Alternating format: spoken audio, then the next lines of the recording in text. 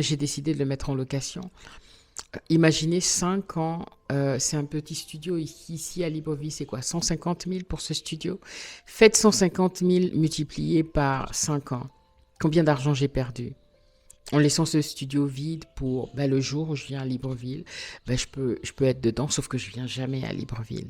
Même si je prends la décision de revenir à Libreville régulièrement pour suivre mes travaux de construction, parce que je veux faire construire des appartements, plus de guest house. Je ne me vois pas être ici régulièrement pour gérer une guest house. Et ça, c'est une confirmation que j'ai eue quand j'étais au Kenya, pardon. Et ça s'est confirmé ici. Et c'est OK, d'accord? Comme je vous ai dit, faites les choses par rapport à la manière dont vous ressentez la vie. Et la grosse araignée qui est là-bas vraiment me perturbe. En tout cas, elle est aussi grosse que ma main.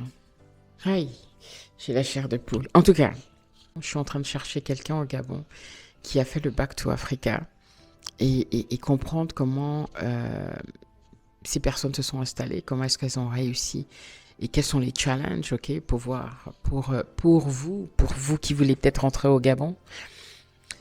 Mais moi, personnellement, pour moi, c'est pas par rapport à la complexité dans le fait de se réintégrer au Gabon, parce que le Gabon est beaucoup plus facile que le Cameroun. Hein. Euh, tu peux vivre au Gabon comme tu vis en Europe, ok? Si tu habites aux endroits au centre-ville, là, bord de mer, etc., les routes sont là, au centre-ville, pas ici là où on est, là dans les quartiers. Il y a beaucoup de choses à faire à Libreville, beaucoup de distractions, beaucoup de cafés. Tu peux très très bien vivre à Libreville, ok? Tu peux faire un Back to Africa ici, les enfants ont des activités si vous avez des jeunes enfants. Mais faudra mettre le prix, quoi, parce que c'est pas donné. C'est pas donné du tout. Euh, mais moi, c'est plus sur un point spirituel que le Gabon n'est pas un endroit où je peux rester. Hein.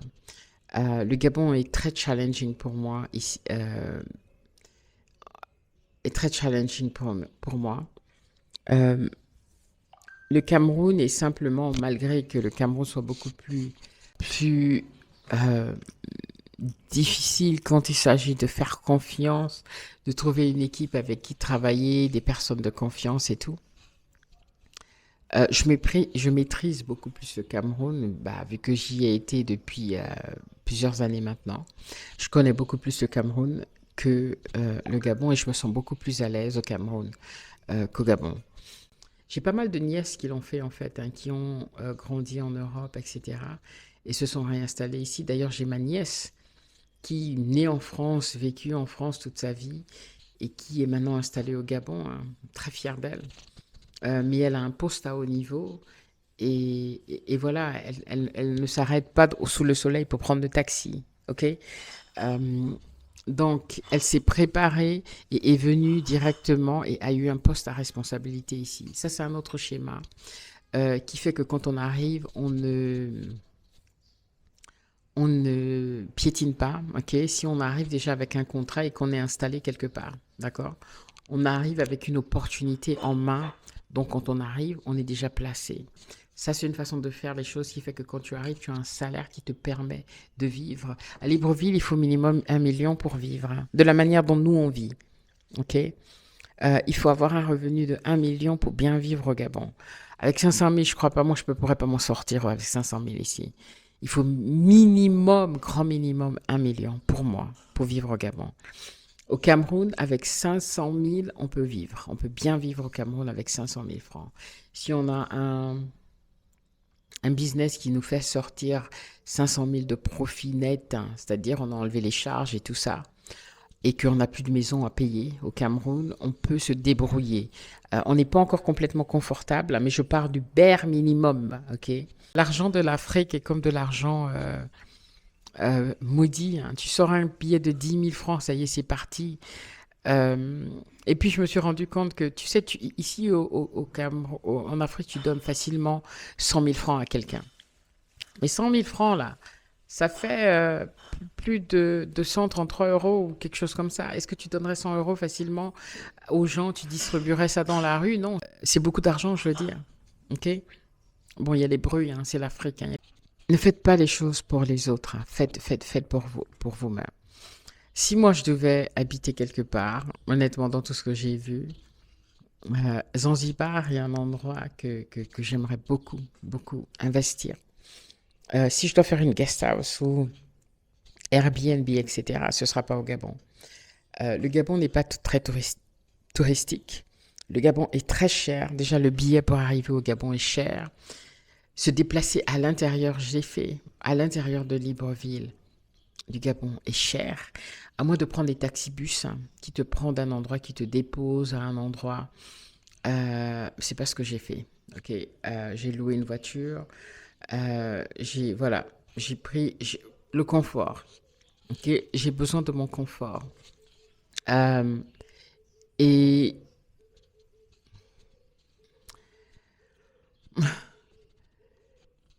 je ne regrette pas d'avoir fait ce voyage en Afrique. Au Cameroun, j'ai relancé les travaux de ma maison. Ok, j'ai hâte que la maison se termine pour que je puisse enfin me sentir chez moi au Cameroun. Parce que vivre dans une maison familiale avec d'autres personnes, c'est pas évident. Tu te sens pas chez toi, tu n'as qu'une chambre. Et le Gabon restera mon pays d'origine, hein, le pays de mes parents, de mes frères et sœurs, qui sont formidables d'ailleurs. J'ai déjà pu rencontrer quelques-uns. Euh, mais c'est pas un Gabon, c'est pas un pays où personnellement je compte rester. C'est trop compliqué, énergétiquement, ok. Spirituellement, c'est compliqué d'être au Gabon. Euh, Ça vient avec trop de challenges, trop de complications visibles et invisibles. Et on est africain, faut pas se leurrer. Et c'est ok d'avoir cette confirmation. J'adore mon pays, c'est un très beau pays. Je vous ai préparé une vidéo sur Libreville, la baie des Rois. Il faut qu'on se fasse violence pour le Back to Africa. Tu dois le faire toi-même. À moins que tu aies de la famille sur place, sur qui tu peux compter, sur qui tu as toujours compté. Parce qu'il y en a hein, qui ont... je sais qu'une de mes amies, famille gabonaise ici, elle a sa mère hein, qui est vraiment son socle, sa mère qui fait tout pour elle, qui va pas la voler, elle va confier à sa mère des sommes pour gérer, sa mère va le faire. Ok. Il y a des personnes comme ça qui ont des personnes de confiance sur place qui peuvent vous aider à gérer vos business, right? Mais à la fin de la journée, non, si tu veux faire un back to Africa, il faut être sur place. Viens sur place. Moi, là où j'ai acheté le terrain, c'est avec la SINI, c'est une société de l'État qui vous donne clé en main, ok, à la sortie avec un titre foncier. Le deuxième titre également, donc qui est sur le terrain de mon père, c'est toujours avec eux. Là-bas, tu es sûr que tu vas avoir ton titre, ça va pas être des doubles de vente, etc. ou des faux terrains. Parce que je me suis fait avoir au Cameroun où je suis allé acheter 1500 mètres carrés jusqu'à aujourd'hui. Je n'ai pas le terrain. Ok? Donc, euh, et pourtant j'étais sur place hein, pendant que ça s'est passé. Bon, à un moment donné, je suis partie. Euh, et voilà, ça n'a pas suivi derrière. Par exemple, moi, si je veux de la terre à Zanzibar, hein, aujourd'hui, selon l'endroit, je peux pas acheter la terre en tant qu'étrangère. Hein, ok. Il y a des endroits où tu peux acheter, mais il faut avoir quelqu'un de Zanzibar qui achète la terre avec toi. Il y a des conditions, il y a des choses qu'il faut comprendre et qu'il faut savoir. Ok. On est tous africains, d'accord, et on peut s'installer partout où on veut en Afrique, mais il faut connaître les réalités. Il y a des endroits en Afrique où, en tant que euh, Africain d'un autre pays, on ne peut pas acheter la terre. D'accord. Il y a plein de choses à vérifier. Il vaut mieux payer un avocat, ok, qui va vérifier toutes ces informations avec vous. Même l'avocat, on peut corrompre l'avocat. C'est pourquoi je dis, avec l'Afrique, hein, c'est difficile. Il faut venir sur place. La corruption, là, je ne sais pas si ça peut finir un jour, hein, parce que c'est une institution qui est telle que, euh, je sais pas si ça peut finir. Euh, J'étais au Cameroun, j'étais choquée par le degré de corruption et jusqu'où ça peut aller. Et ici au Gabon, bon, je me suis pas vraiment confrontée Si, à la corruption, bien entendu. Of course, qu'est-ce que je raconte? La corruption est partout, ok? Donc, je ne suis pas en train de vous décourager vers le Back to Africa, mais je vous dis que c'est difficile, ok? Moi-même, où je suis assise là, je suis prête à repartir en Angleterre, malgré le froid, que je n'aime pas du tout. Être dans un endroit où quand je vais au magasin, je sais que j'achète ce dont j'ai besoin, je ressors, tout n'est pas un challenge. Ici, tout est un challenge. Tu veux aller prendre le taxi, c'est un challenge. Tu veux, heureusement que j'ai mon petit frère qui me conduit partout. Euh, Tu veux, tout ce que tu veux faire, rien ne se passe tellement simplement, ok? Pour nous autres, ok? Parce qu'on n'est pas habitué, pour ceux qui sont sur place, ok? Mais, mais, mais quand tu sors, tu rentres, mais tu es épuisé, ok? Tu es épuisé émotionnellement parce que c'est pas évident. C'est tout simplement pas évident. Tout prend du temps, tout est fait au ralenti. Euh, les informations, il faut les arracher, ok?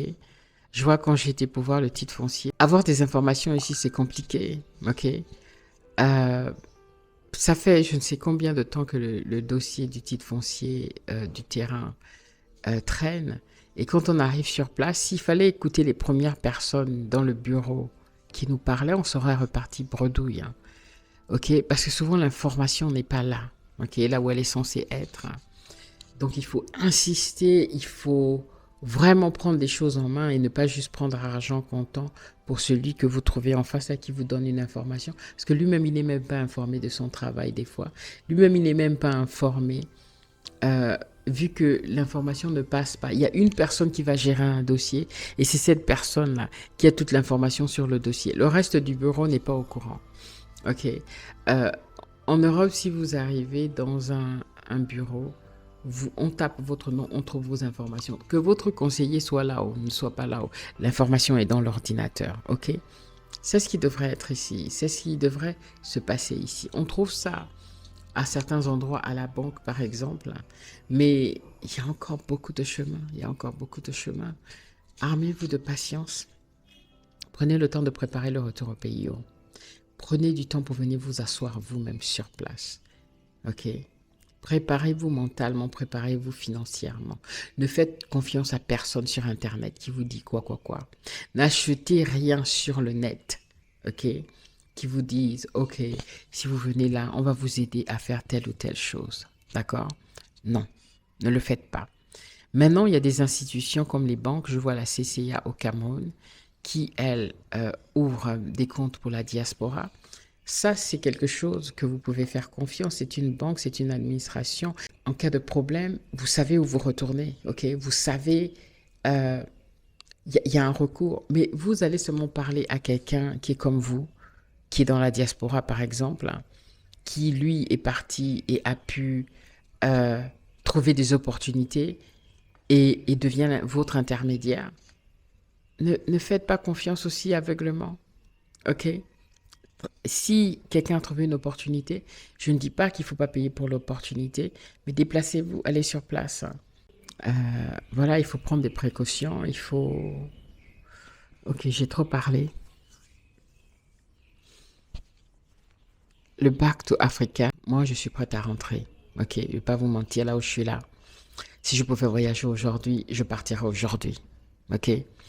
Euh, Si c'est pas que je devais aller encore finir de signer les papiers pour finaliser mon titre, je ne serais plus là.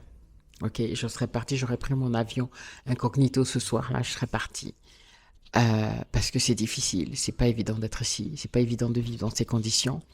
J'ai envie d'avoir l'eau qui sort du robinet, l'eau chaude pour me laver, ou même tiède, peu importe, mais l'eau qui sort du robinet. Euh, voilà, j'ai pas envie d'avoir l'impression de camper tous les jours, ok? Et, et voilà, donc je suis prête à rentrer. Je suis prête à rentrer, ok? Tout cela, quand tu arrives, si tu n'as pas eu le temps de construire ta maison, quand tu es dans la maison familiale, ben, tu vas vivre. À moins que tes parents étaient très riches, hein, ok? Les miens n'étaient pas, ok? Et ont une maison magnifique et tout. Euh, voilà, sinon tu vas t'adapter aux standards du coin. Moi, là, depuis là, je cherche un hôtel. Je cherche un hôtel où je peux aller pendant 2, 3 jours juste pour souffler, ok, et avoir un standing, mais justifier de payer 130 000 ou je sais pas combien là, pour une chambre, pour une nuit. Donc, ça fait combien de sacs de ciment pour mes appartements? Voilà ce qui m'arrête. Parce que depuis là, je suis en train de me dire, mais ok, j'ai envie d'aller à l'hôtel, j'ai envie de confort, j'ai envie de confort, hein. Euh, mais voilà. En tout cas, j'espère que cette vidéo vous apportera quelque chose. Je me suis juste assise là pour parler.